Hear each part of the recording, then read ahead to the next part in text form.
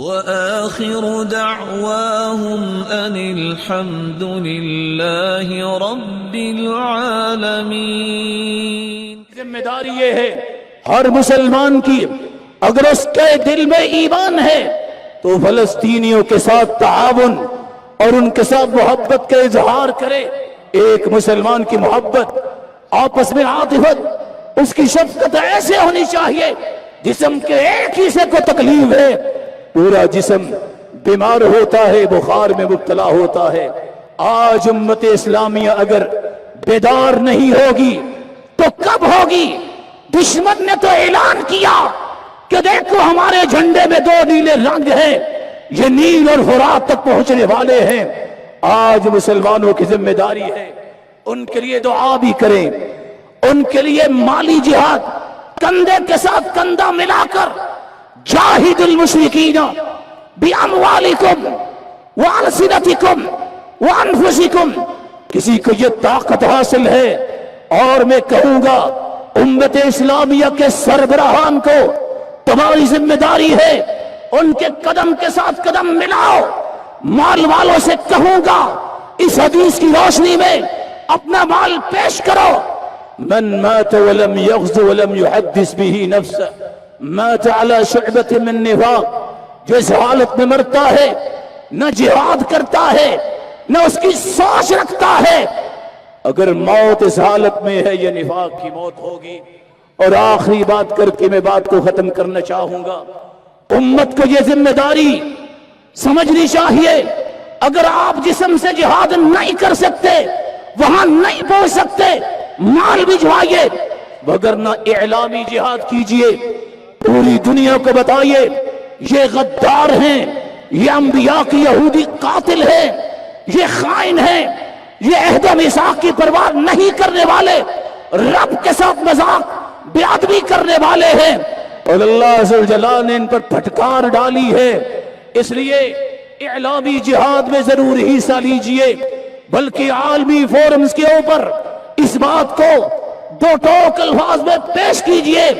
اور اس موقر ہاؤس سے میں یہ کہوں گا سب مل کے اس بات کا عہد کیجئے کہ ہم ملت اسلامیہ بھی ایک ہے، جس طرح الکفر ملت واحدہ ہے، کفر اکٹھا ہے، مسلمان بھی اکٹھے ہیں، اور یہ ایک جماعت بن کے، ایک مٹھی بن کے مقابلے کے لیے تیار ہیں۔ اس کے لیے 2 کام ضروری ہیں۔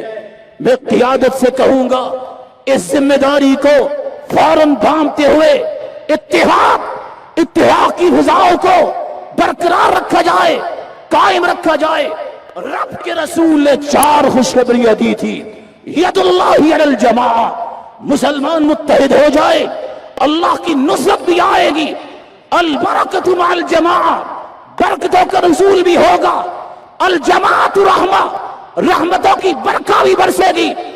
ومن اراد بحبوحة الجنہ فلیلزم الجماع، اگر جنت کے بالا خانے چاہیے تو پھر بھی اکٹھے ہو جاؤ۔ یہ موقر ہاؤس کس قدر خوشی کی بات ہے کہ سب مسلمان اکٹھے ہیں۔ ہمارے اگر رب ایک ہے، رسول ہمارا ایک ہے، قرآن بھی ایک ہے، بیت اللہ بھی ایک ہے، ہمارے مقاصد اور اہداف بھی امت کی بلندی کے لیے ایک ہونے چاہیے۔ میں آپ سے کہوں گا اپنے آپ کو تیار کرو، اٹھو، اور اس امت کو بلند کرنے کے لیے، بھولا ہوا سبق سکھانے کے لیے تیار ہو، اور امت اسلامیہ پہ جو قرض اور فرض ہے اس کو اتارنے کے لیے یہ بات کہتے ہوئے میدانوں میں آؤ۔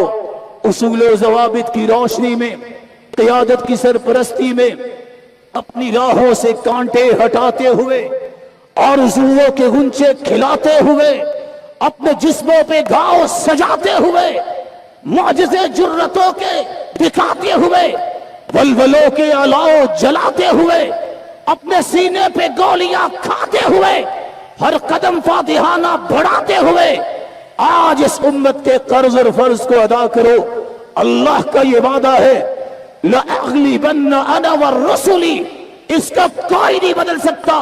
اعتماد کیجئے، اللہ پہ بھروسہ کیجئے، توکل کیجئے، جس طرح حاجر علیہ السلام نے کیا۔ جب ابراہیم علیہ السلام چھوڑ کے جانے لگے، کہا اللہ نے حکم دیا ہے، فاشار براسی ای نعم، تو اس وقت ہاجر علیہ السلام نے کہا تھا اذن لا یضیعنی، اگر اللہ کا حکم ہے تو پھر وہ مجھے ضائع نہیں کرے گا۔